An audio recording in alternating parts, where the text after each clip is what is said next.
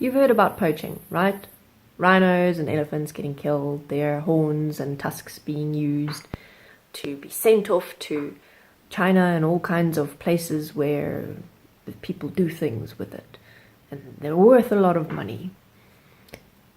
But that's not the only kind of poaching that takes place. So poaching is defined as illegal hunting. Usually in most countries you're going to either need a permit to do hunting, or you're going to need the landowner's permission in order to hunt on their land, so on and so forth. So here in South Africa, there are a lot of animals that pretty much just kind of live and roam around wild and free among the agricultural properties, and often there's just big empty plots of land where nothing is happening, so it's basically just veldt or bush. So the animals are free to just essentially live wildlife. Now, what happens is that you need a permit in order to hunt these animals, or you need permission. If you don't, then you're poaching, or if you don't get that, then you hunt them, then you're poaching. So a lot of people, generally people who come from disadvantaged backgrounds or people who are living in poverty, resort to things like poaching in order to try and make their lives a little bit better, because they can eat the meat, they can sell the meat, they can use the hides, they can sell the hides, and all kinds of things like that. So it is very seldom that people will seek permission to do hunting in those particular situations. So there is a bit of a problem and it's bigger in some areas, which is poaching. Now, there are different ways that people poach, and most of them, even with the big game poaching like the elephants and the rhinos, most of the time it's pretty gruesome stuff. It's not done in a very humane way in terms of how the animals are killed.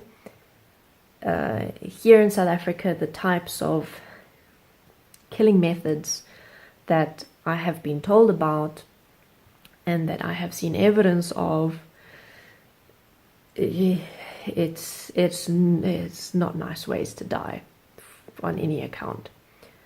For example, one very common one, because it's very low maintenance, you don't need to sit there and actually go hunting, is to set snares. So the most popular snare is to take wire and make a noose and then attach it to a bush or a tree or something like that, so that it's at the height of the head height of the animal that you're wanting, so that when they're moseying along, going through the bush, they get their heads caught in there. And the moment that they pull against it, it tightens. And obviously, being an animal, 99.9% of the time, they respond by frantically trying to get away. Most of the time, they don't. Sometimes they do, but that's not very common. So, as they're freaking out, this noose is just getting tighter and tighter around their neck, cutting off their air supply, eventually also cutting through flesh. And sometimes, apparently very often, what happens is it can take hours for them to eventually die in a snare like that. Now these are everywhere. I've been on this was just one farm that had the staff that were living on the farm and the people who lived close to the farm, who were lower income people, would set these snares on this farm. And one day, friends of mine managed to take down, probably in one day, I think it was about 100 snares. within walking distance. They were not driving from spot to spot. They were just walking through the forest, picking up snares, and they found about 100 of them. So, yeah, point is, it's very common. And then, something that I've only learned about more recently is that another form of poaching is actual hunting with a pack of dogs, and if they have access to a firearm, then a firearm or two. Otherwise, they'll make things like spears, they'll use things like pangas, which are like machetes, whatever they can find, and go walking along on farms looking for animals. And then the dogs are used to help flush animals out of their hiding spots. And either the humans get to kill the animal first, like shooting it or something, or if they are unable to, then the dogs get them and rip the animal apart. So it's not a very nice situation for anyone involved. The people who are doing it now, this is where it gets sticky, because most likely your first response is, oh my god, those people are assholes and they deserve to die, or something along those lines.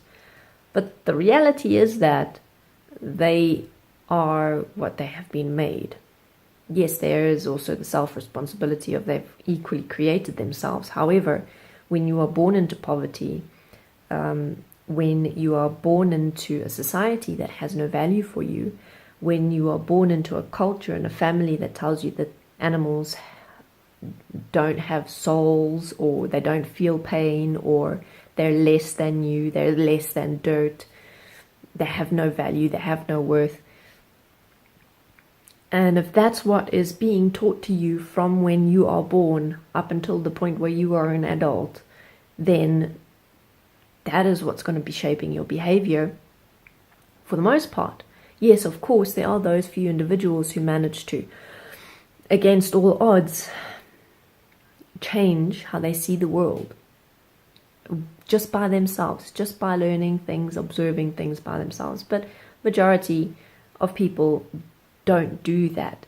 Majority of people need someone to help, or something to help guide them to say, look, consider things differently. Maybe the world isn't the way you thought it was.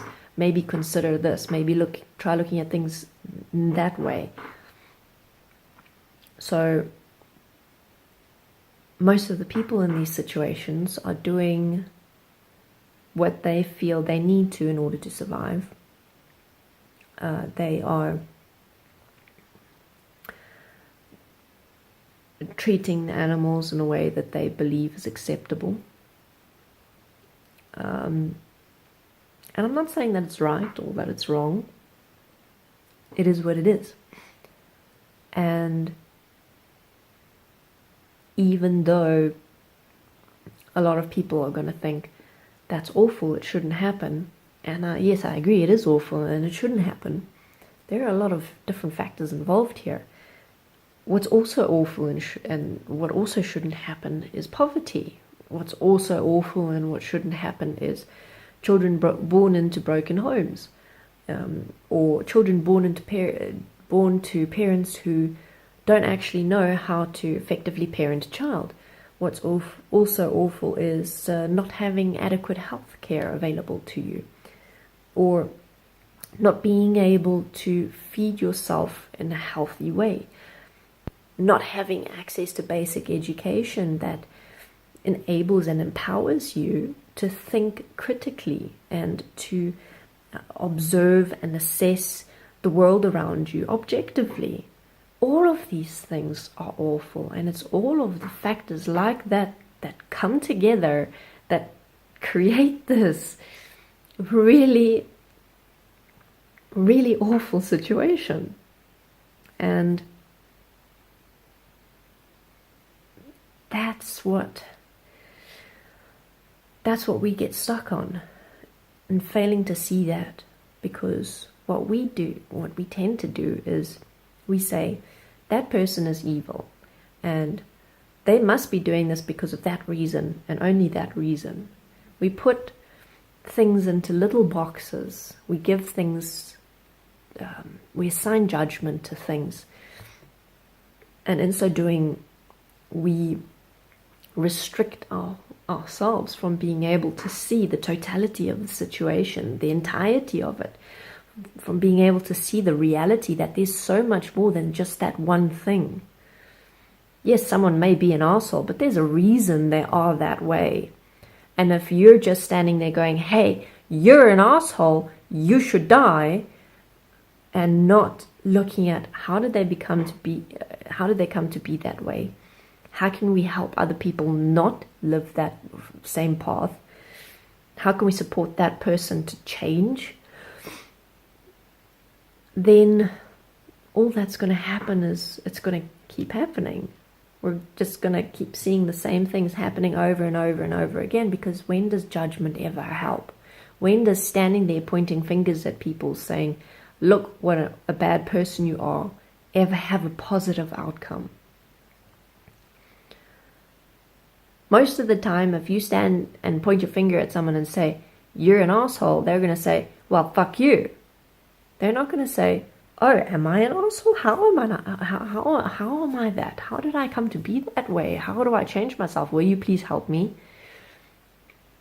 No, they get offended. They feel like they need to protect themselves. They feel like they need to defend themselves. And sometimes some people get so angry at being judged or at being called out that they actually resort to very extreme behavior. Let's take an example of countries going to war over disagreements. That is a very extreme position to take. And very often the reason for doing that is a difference of opinion. It's not even a tangible reason. It's like literally just ego games. But in any case, back to the point. And the point is that it's time for us to start focusing on solutions and understanding. Understanding each other, because we are different. We think differently. We have different backgrounds. We come from different cultures. We come from different families. Everyone is different. It doesn't mean that anyone is right, wrong, good, bad. It is what it is. That's all. It's simple. We are what we are. It is what it is. Life is what it is. The world is what it is. But we can change it. We can change ourselves. And we can change how we relate to each other in such a way that we can improve our communication. We can improve our problem-solving processes. We can improve our standing in terms of how we see the world. Do we hone in on problems and just sit there and nitpick away at all the issues and what's wrong with everyone and why everyone else is bad? Or do we say, okay, that is a problem. Why is it a problem? How can we fix it? And yeah, sure. Maybe this will never come to pass, that everyone in the world is willing to take that kind of position. But that doesn't change the fact that by doing so, we can create a better world for all of us. So, against all odds, here we are. And now it's up to us how we're going to move forward. Are we going to judge each other and keep ourselves stuck in this endless cycle, this endless blame game? Or are we going to take a stand and say, you know what? I'm going to try and live differently. I'm going to try and treat people differently and see the world differently. Okay. If you would like to support me, you can do so on Patreon or on Steemit, which is like a social network that has its own cryptocurrency. If you have any questions, or if you'd like me to expand on any particular points, if you have anything else to say, leave a comment or send a direct message. Thank you for watching. I'll see you next time.